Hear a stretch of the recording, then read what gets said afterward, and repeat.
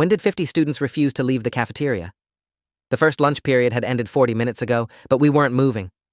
50 of us sat cross-legged on the cafeteria floor in rows that stretched from the serving line to the windows overlooking the courtyard. Principal Vandermeer stood at the entrance with 3 security guards, his face the color of raw hamburger, screaming that we had exactly 2 minutes to clear out before he started suspending everyone. I was sitting in the front row, my phone recording everything, when he made his crucial mistake.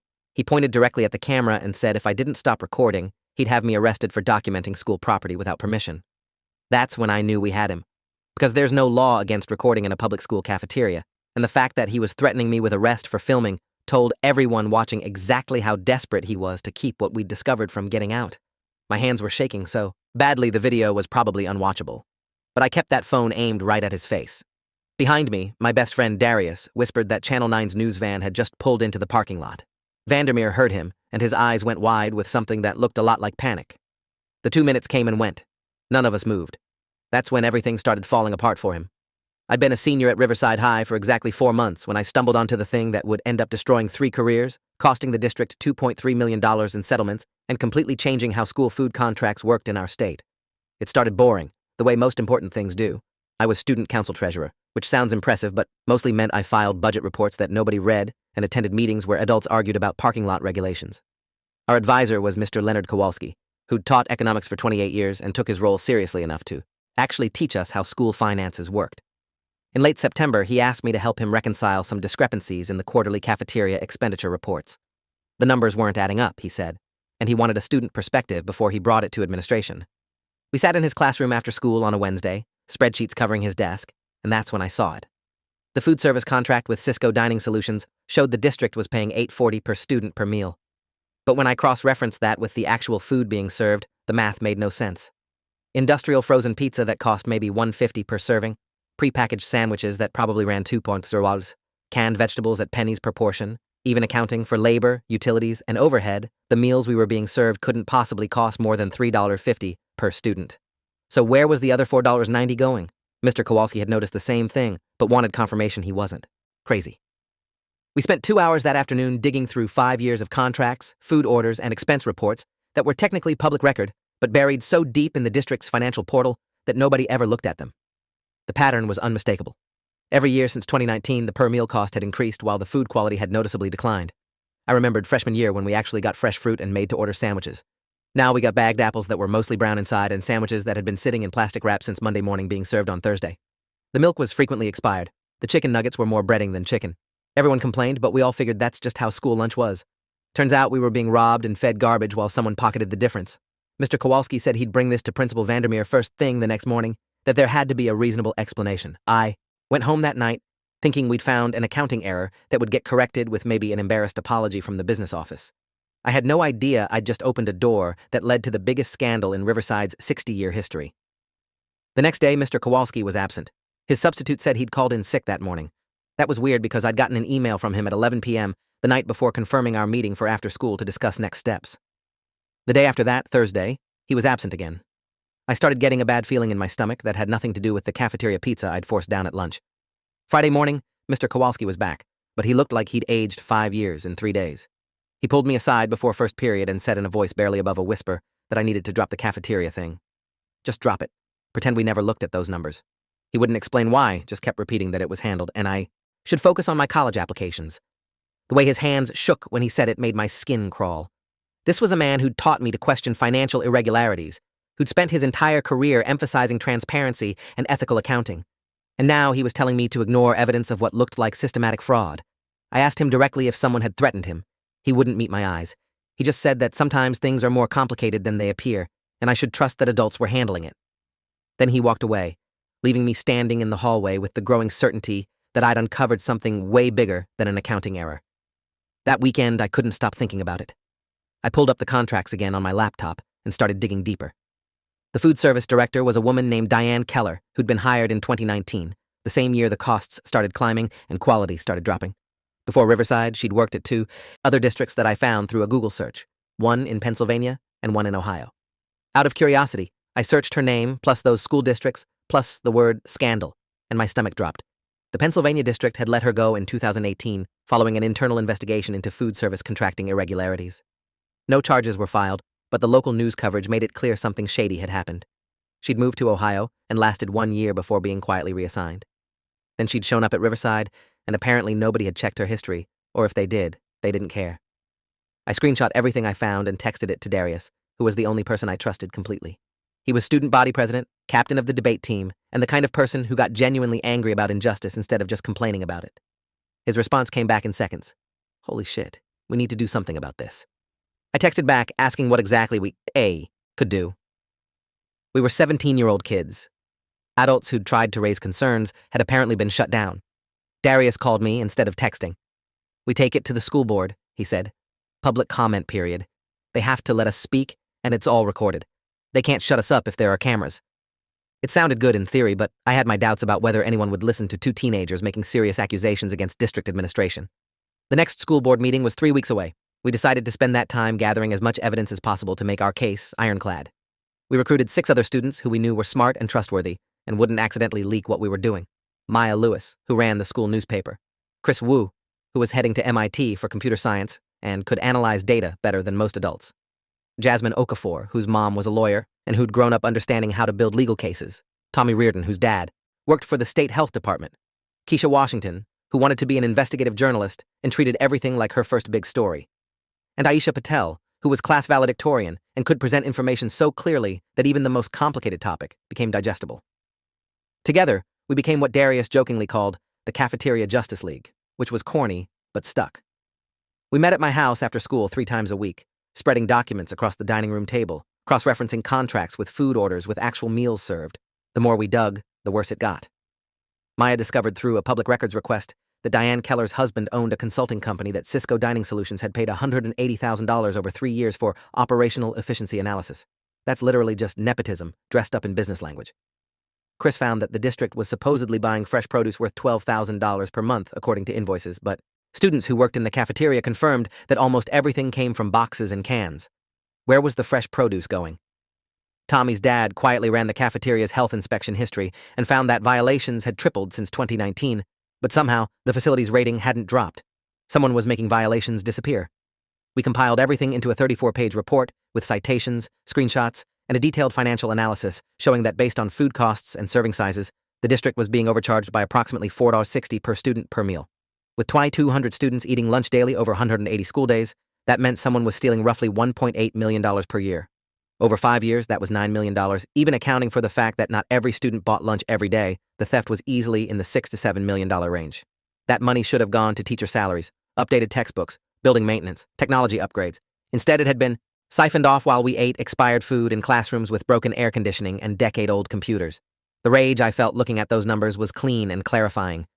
This wasn't a victimless crime or a bureaucratic inefficiency. Real people were being harmed so a few adults could get rich. 2 days before the school board meeting, I got called to Principal Vandermeer's office. He was sitting behind his desk with his hands folded, his expression pleasant, but his eyes cold. He said he'd heard I was planning to speak at the board meeting about cafeteria concerns and wanted to discuss it with me first in a private, informal setting. The way he emphasized private set off alarm bells.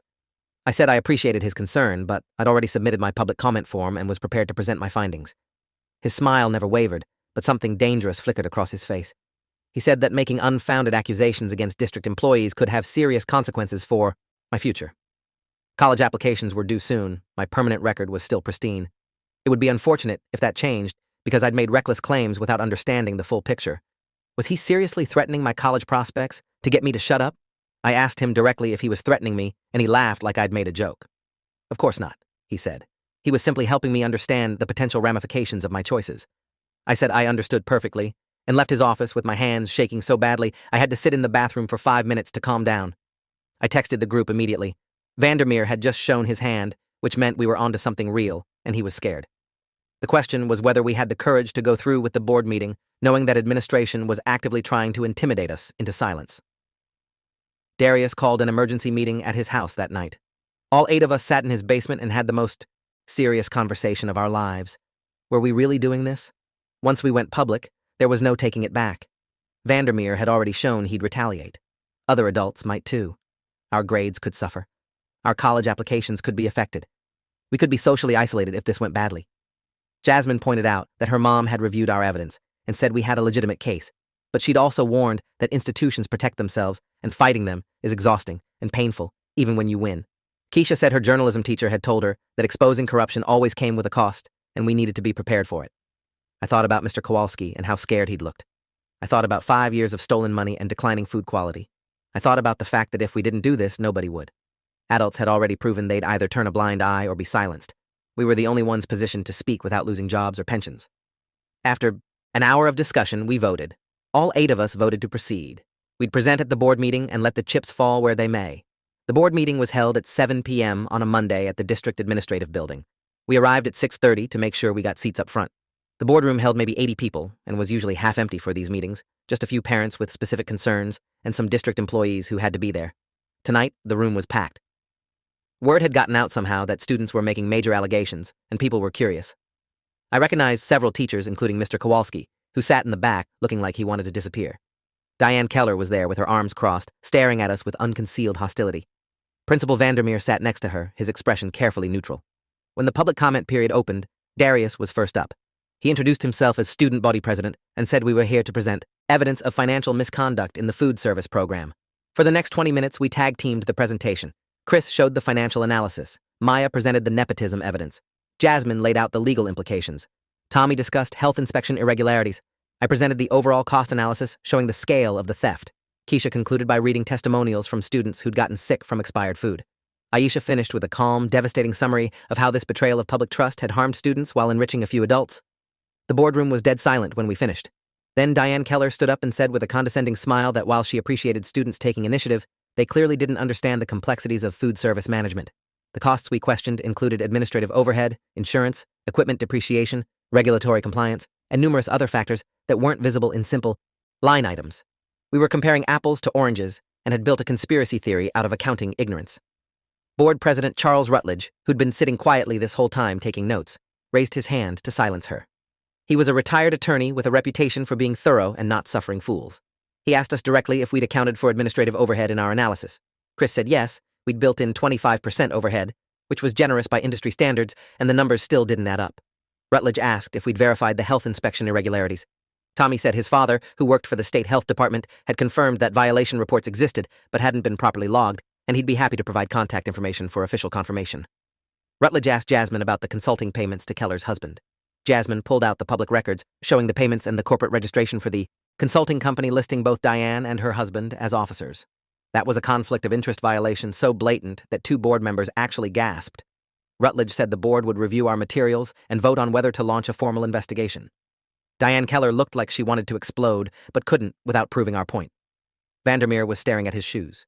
The meeting adjourned with the board promising a decision within 2 weeks. We walked out, feeling like we'd done something important, but with no certainty about what would happen next. Mr. Kowalski caught my eye as I was leaving and gave me the smallest nod. The look on his face was complicated, part pride, part fear, part something I couldn't quite identify. The next 2 weeks were hell. Vandermeer called each of us into his office individually for what he called informal conversations about school culture and respecting authority. Mine lasted 30 minutes of him speaking in circles about how sometimes young people don't understand the full picture and can damage reputations with reckless accusations. I recorded the entire conversation on my phone in my pocket, which in our state was legal since I was party to the conversation. Other students who weren't in our group started treating us differently, some with respect, others with suspicion, a few openly hostile, accusing us of causing drama for attention. Teachers were divided too. Some went out of their way to thank us quietly. Others suddenly became strict with grading or classroom management when it came to us. The social pressure was intense, and I understood why Mr. Kowalski had backed down. Going against the institution meant the institution pushed back hard. Darius got benched from the basketball team for attitude issues, despite having started every game for 2 years. Maya's newspaper funding got mysteriously cut. Chris was removed from the math league team for academic integrity concerns that were never specified. The retaliation was obvious and petty, and exactly what we'd been warned would happen. But we'd gone too far to back down now. We documented every incident, every suspicious grade change, every punishment that seemed designed to silence us. If they wanted to fight dirty, we'd make sure there was a record. The school board met again 2 weeks later and voted 5-2 to launch a formal investigation into food service contracting. They hired an external auditor, a firm called Clearview Financial Forensics that specialized in institutional fraud. The lead investigator was a woman named Patricia Delgado, who'd previously uncovered embezzlement at a state university and corruption in a city housing authority. She had credentials that made Diane Keller's consulting degree looked like a community college participation trophy. Patricia and her team spent 3 weeks at Riverside, interviewing employees, reviewing 5 years of contracts and invoices, inspecting the cafeteria facilities, and analyzing food costs. We gave her everything we'd compiled, plus additional documentation we'd gathered since the board meeting. She was professional and thorough and didn't treat us like kids who didn't know what we were talking about. She said our analysis was surprisingly sophisticated and had given her a solid foundation to work from. The investigation was supposed to be confidential, but of course everyone knew it was happening. The cafeteria staff was nervous. Diane Keller stopped coming to school, officially on medical leave. Vandermeer was visibly stressed, snapping at students and teachers over minor issues.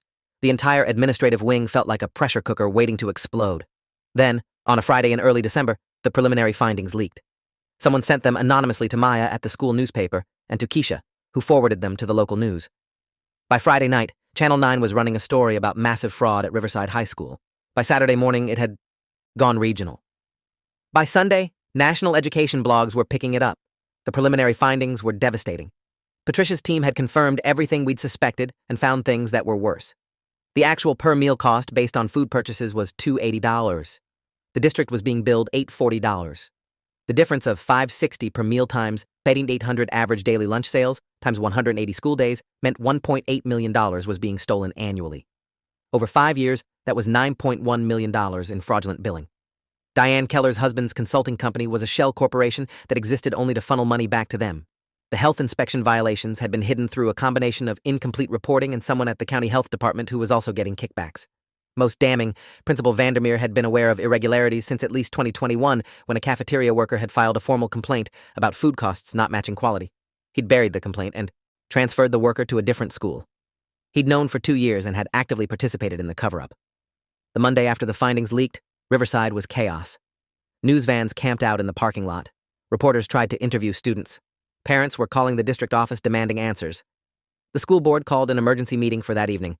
And that morning, Diane Keller was arrested at her home on charges of wire fraud, conspiracy to commit fraud, and theft of public funds. Her husband was arrested at the same time. By noon, Principal Vandermeer had been placed on immediate administrative leave pending further investigation. The assistant principal took over, and the first thing he did was call an all-school assembly to address what was happening. The assembly was tense. 1,400 students packed into the gymnasium, everyone buzzing with questions and accusations and theories. Assistant Principal DeMarco stood at the microphone looking overwhelmed and said simply that the district was cooperating with law enforcement and an independent investigation. He couldn't comment on specifics, but wanted to assure us that our safety and well-being were the top priority. Someone in the back yelled asking why we'd been fed expired food while administrators stole millions. Someone else shouted asking if our college applications were safe now that the school was in the news for fraud. DeMarco kept trying to calm everyone down, but the anger in that room was palpable. We'd been betrayed by the adults who were supposed to protect us, and people wanted accountability. Near the end of the assembly, Darius stood up and asked to speak. DeMarco hesitated, but the gym had gone quiet, waiting to hear what the student body president would say. Darius walked down to the floor, took the microphone, and said something I'll never forget. He said that what happened at Riverside proved that authority figures aren't always right, and that sometimes young people see things clearly that adults choose to ignore. He said our group had tried to work within the system, and the system had fought back, but we'd persisted because the truth mattered more than our comfort. He said he was proud of every student who'd been brave enough to question what was happening, and he hoped this would teach everyone that speaking up was worth the cost. The gym erupted in applause that lasted for 3 solid minutes. Teachers were crying. Students were on their feet cheering. And I realized that whatever happened next, we'd already won something important. We'd proven that students had power when we chose to use it. That afternoon, things escalated in a way none of us anticipated. The cafeteria served lunch as usual, the same prepackaged garbage we'd been choking down for years, except now everyone knew it was garbage that we'd been massively overcharged for. Students started refusing to eat it. By second lunch period, maybe 200 kids were standing outside the cafeteria, holding signs made from notebook paper. We deserve better. Stop stealing from students. Fire Vandermeer. The protest was spontaneous and unorganized and completely student-led. Teachers didn't know how to respond. Some told students to go back to class. Others just watched, clearly torn between enforcing rules and supporting what was objectively a righteous cause. By the end of the day, the protest had grown to nearly 400 students. The local news covered it. Parents started showing up, some to pull their kids out, others to join the protest. The district was losing control, and they knew it. That night, the emergency school board meeting was packed beyond capacity. They had to open overflow rooms with video feeds. Charles Rutledge opened by saying the board had reviewed Patricia Delgado's preliminary findings and voted unanimously to accept her recommendations. Diane Keller was terminated immediately for cause, forfeiting her pension and benefits. Principal Vandermeer was also terminated for cause and would be referred to law enforcement for his role in the cover-up. The food service contract with Cisco Dining Solutions was immediately canceled. The district was implementing emergency measures to provide meals through a different vendor starting Monday, and the board was formally apologizing to the student body for the systemic failure that had allowed this to happen. The applause was thunderous, but I felt empty. Justice was happening, but it felt too slow, too procedural. 3 people losing their jobs didn't undo 5 years of stolen money and corrupted systems. It didn't erase the retaliation we'd faced, or the teachers who'd been too scared to speak up, or the students who'd gotten sick from bad food. I stood up during public comment and said exactly that. I said terminations were good but insufficient. We needed full restitution, comprehensive policy changes to prevent this from happening again, and accountability for everyone who'd enabled this. The county health inspector who'd accepted bribes, the board members who'd failed to provide adequate oversight, the teachers and administrators who'd known something was wrong and stayed silent. I said the district needed to understand that students wouldn't accept symbolic gestures while systems remained broken. Charles Rutledge listened to everything I said and then responded in a way I didn't expect. He said I was absolutely right. The board had failed in its oversight responsibilities, and he personally took responsibility for that failure. He proposed forming a student advisory committee with real power to review district policies and report directly to the board. He proposed mandatory annual audits of all vendor contracts. He proposed anonymous reporting systems for fraud and corruption. He proposed financial literacy education for all students so future generations would know how to spot what we'd spotted. Then he asked if I'd be willing to serve on the committee. I said yes, immediately. So did Darius, Maya, and Jasmine. This was how real change happened, not through one dramatic moment, but through persistent pressure and willingness to keep pushing even after the initial victory. The criminal cases moved slowly through the system. Diane Keller and her husband pled guilty to fraud charges in March and were sentenced to 4 years in federal prison plus full restitution of $9.1 million. They'd never be able to pay it back, but the symbolic victory mattered. Principal Vandermeer was charged as an accessory to fraud and with obstruction of justice for burying the cafeteria workers' complaint. He took a plea deal that got him 2 years in a minimum security facility and permanent revocation of his teaching license and administrative credentials. He'd never work in education again. The county health inspector who'd taken bribes lost his job and faced his own criminal charges. By April, the entire network of corruption had been dismantled. But the real changes happened at the school level. The new principal, Dr. Natasha Gaines, was a former teacher who'd spent 15 years in classrooms before moving to administration. She treated students like human beings with legitimate concerns rather than problems to be managed. She implemented the student advisory committee and actually listened to our recommendations. The new food service contract was with a local company that used fresh ingredients and cost the district less than the fraudulent contract had. The food wasn't gourmet, but it was edible and nutritious, and students actually wanted to eat it. Test scores went up. Attendance improved. The culture of the entire school shifted. The sit-in happened in late April, 3 months after the initial board meeting where we'd presented our evidence. It wasn't planned. It was a spontaneous response to something that happened during first lunch period on a Wednesday. The new food service director, a woman named Carol Freeman who'd been hired specifically to clean up the mess, had implemented a policy requiring students to show ID before receiving lunch. The stated purpose was to prevent students from other schools from stealing food, which was ridiculous since we'd never had that problem. The real purpose became clear when students realized they were being tracked. Every meal was logged with student ID numbers and timestamps. It felt like surveillance disguised as security. When Maya questioned Carol about it during lunch, Carol said it was district policy and non-negotiable. That's when someone, I'm still not sure who, said quietly that we didn't have to accept it, that we'd fought corrupt administrators and won, that we had power if we chose to use it. And just like that, students started sitting down on the cafeteria floor instead of leaving when the bell rang. By the time the bell for second period rang, 30 students were sitting peacefully in the cafeteria. By the time first lunch period officially ended, that number had grown to 50. We weren't blocking anything or threatening anyone. We were just refusing to leave until the ID tracking policy was rescinded. Dr. Gaines arrived within minutes and asked calmly what this was about. Darius, who'd somehow become our unofficial spokesperson again, explained that the tracking policy felt like punishment for students who'd exposed corruption, that we were being treated like criminals who needed monitoring when we'd been the ones fighting for accountability.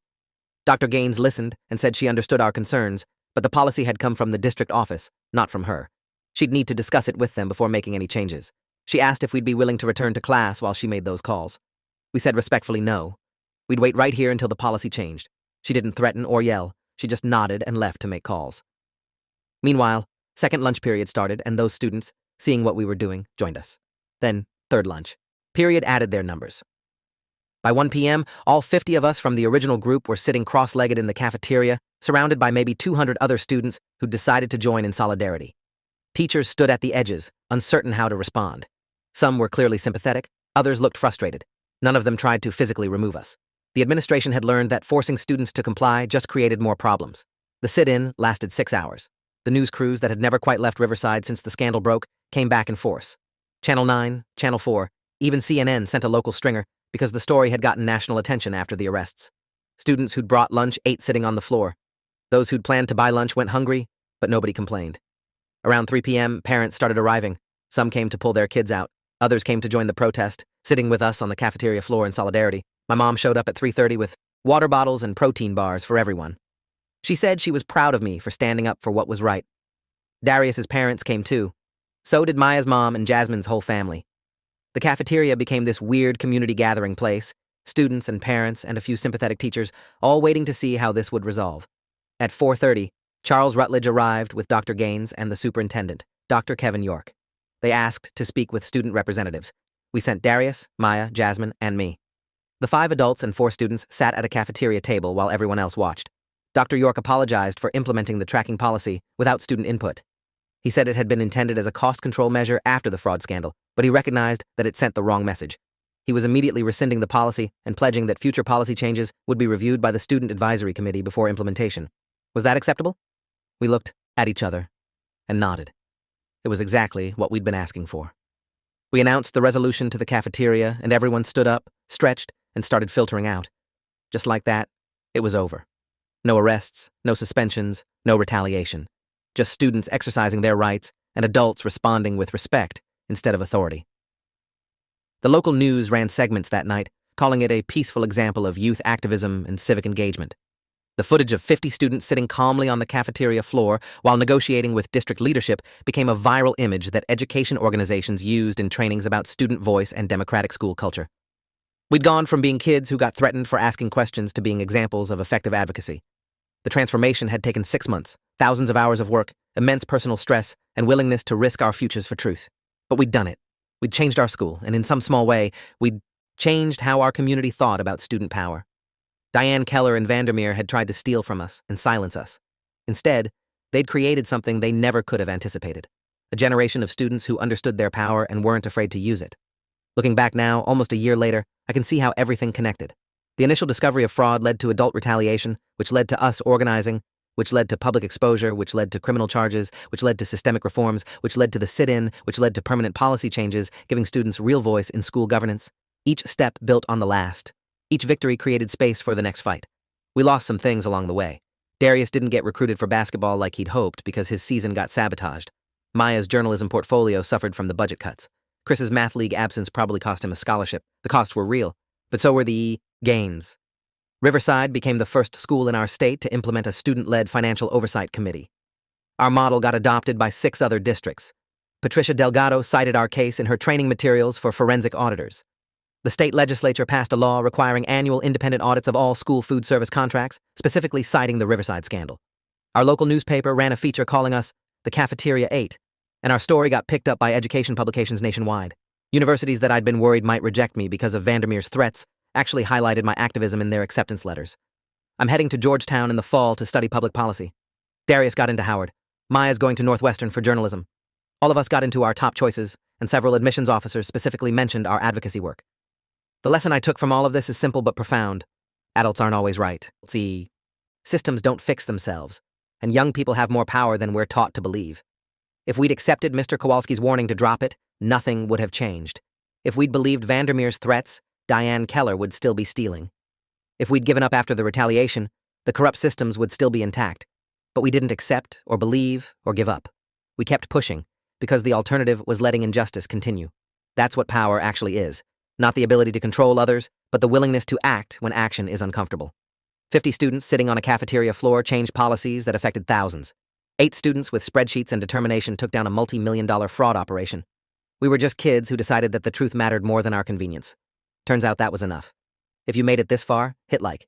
You've earned it.